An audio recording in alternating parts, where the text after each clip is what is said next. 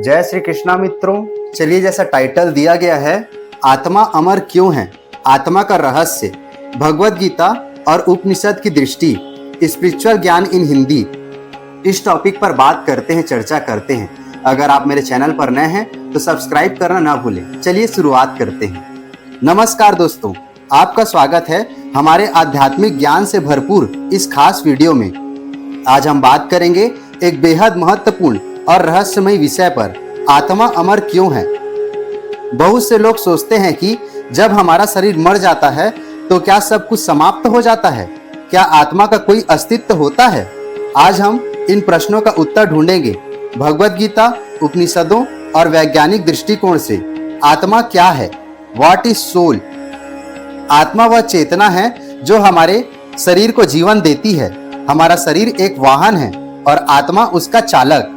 जिस क्षण आत्मा शरीर से निकलती है, शरीर निष्क्रिय हो जाता है, यानी मृत्यु हो जाती है। आत्मा को न देखा जा सकता है, न छुआ जा सकता है, लेकिन उसका अनुभव किया जा सकता है।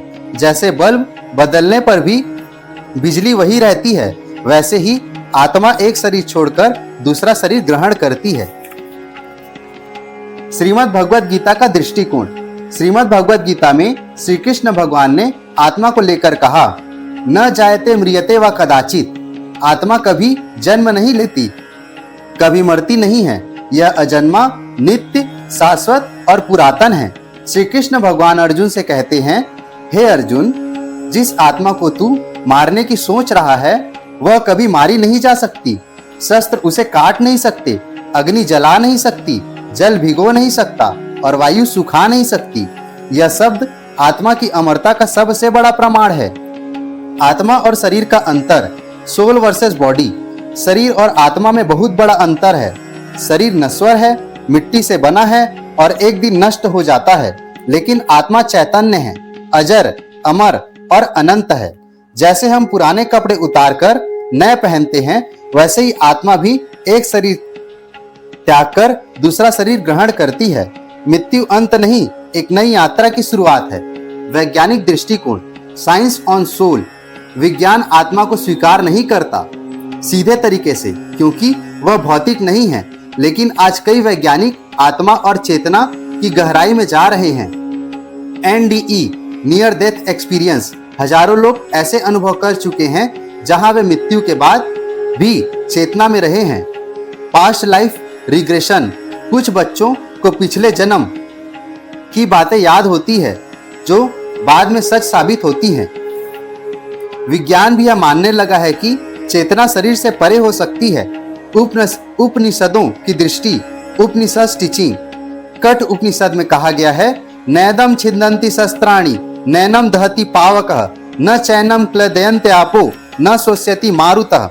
अर्थात आत्मा को कोई शस्त्र काट नहीं सकता, अग्नि जला नहीं सकती, जल भिगो नहीं सकता, वायु सुखा नहीं सकती।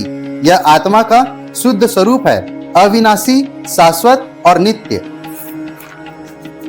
आत्मा की अमरता का महत्व, व्हाई इट्स मैटर्स। अगर आत्मा अमर है तो मृत्यु का भय व्यर्थ है। हमें यह समझना होगा कि कर्म ही हमारा साथ निभाते हैं। शरीर तो नश्वर है, लेकिन आत्मा अगले जन्म में फिर शरीर धारण करती है। इसलिए अच्छे कर्म, सच्चा आचरण और सेवा भाव ही असली पूजा है। हम शरीर नहीं, हम आत्मा हैं और आत्मा को कोई मार नहीं सकता। समापन। तो दोस्तों, अब आप जान चुके होंगे कि आत्मा अमर है, तो जीवन को डर के नहीं, ज्ञान और प्रेम के साथ जिएं।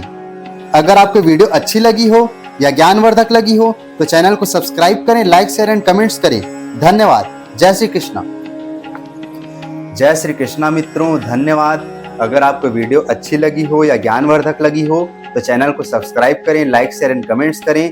धन्यवाद। जय श्री कृष्णा। मिलते हैं अगले वीडियो में, अगले अध्याय में कुछ नया सीखने के लिए। जय श्री कृष्णा।